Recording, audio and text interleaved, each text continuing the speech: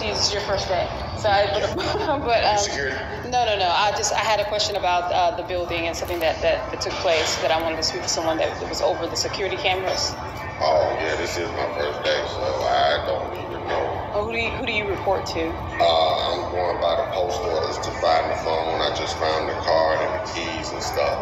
I could probably call Transcendent, and that's who I work for. Oh, okay. Well, I mean, I'll let you go ahead and get settled in. But my issue was that there's a camera right over here that's facing Tokyo restaurant, and I was assaulted over there this morning. Really? Yes. And so I wanted to be able to see if that camera actually showed who it was that assaulted me, because there's a camera that's right here on your building that's pointing toward that restaurant and that patio area where I was sitting this morning. Show me what it's at? Yeah. So this is the quickest way to get to it. I came through this door up here.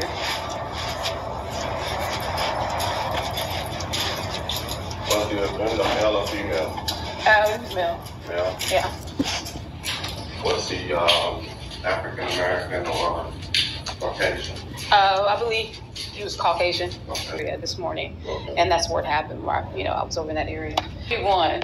And so and I just came over to look to see myself, and it is pointing toward that area. So I didn't want to necessarily get everyone involved until I could see whether or not it was actually pointing that direction. Okay. Where they can actually, something that I'm dealing with a great deal. They're actually involved in this, and so me calling the police every time this has happened out in public, and I try to get them to look at the cameras. They always. Hi, are you a manager of this building? No.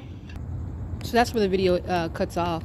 I ran out of storage, but I informed the security officer that the police were involved. That's the reason why I didn't want to automatically call the police. I was trying to help him understand that it was really important for me to just get the footage, look at it, have him look at it before getting the police involved, because they are corrupt and they are participating in this. I don't really think he computed, because like I said, this was his first day, and he just kind of walked in, and I kind of bombarded him because I was being harassed by the Mexican maintenance guy who was trying to really, really be involved.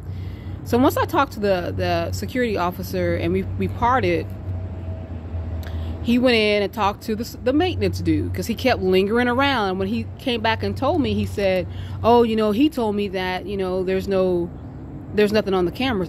There was just a parking lot. That's all. You couldn't see anything but the parking lot. There was nothing on the camera. So, we can't really help you. So I just said, there's a parking lot. I said, well, that doesn't make sense, because the camera is literally facing, it's facing the patio area of this restaurant. It's literally facing there. And I said, so for you to just see a picture or a footage of the parking lot wouldn't even make sense, because that area doesn't have a parking lot. It's just the road, and then there's the patio.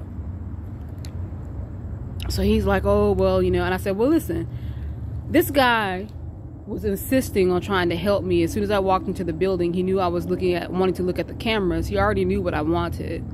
And I said, I've been dealing with this for a while, and I think he knows, the program, and that's why he's trying to kind of shut me down.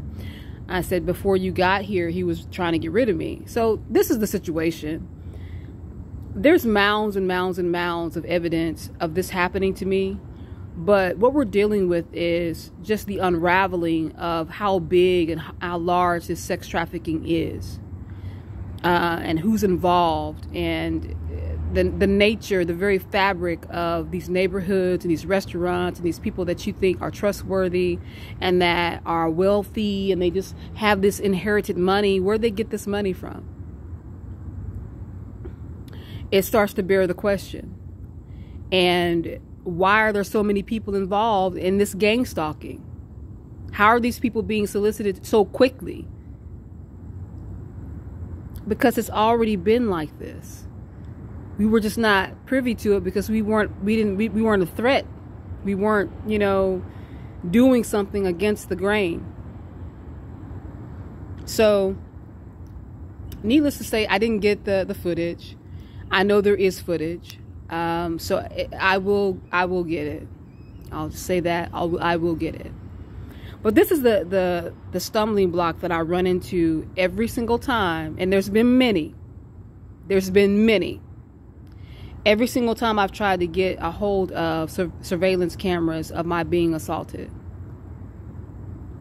So for all of you who want to sit back and say I'm crazy and, oh my God, you don't have any, why are these people so reluctant to simply look at the camera system if nothing happened?